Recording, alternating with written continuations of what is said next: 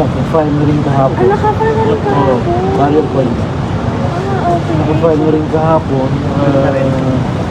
It was carried by some news organization. We came here however because there's a hearing.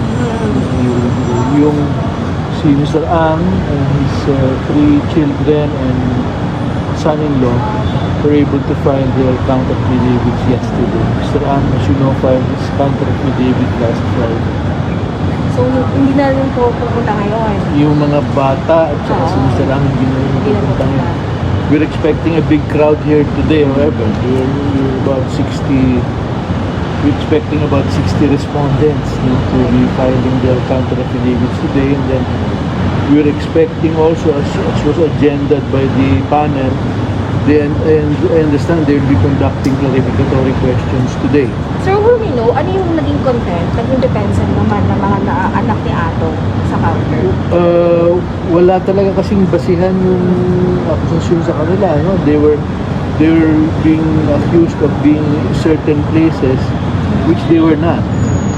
For example, yung isa si Richard was sinasabi ni Atong nandun daw sa Calbayo on a certain day, when in fact that same day, and Richard has proved Richard was in Batangas.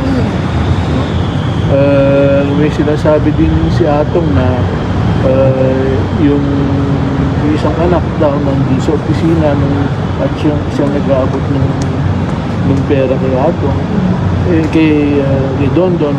Pero ang katotohanan, si Dondon was not even in Calbayog on the dates that he was alleging to have been there. Aside from the fact na yung mga voucher na pinakikita niya are fictitious. We have a tabular comparison between the vouchers that he has been using versus the vouchers that he is claiming to have used for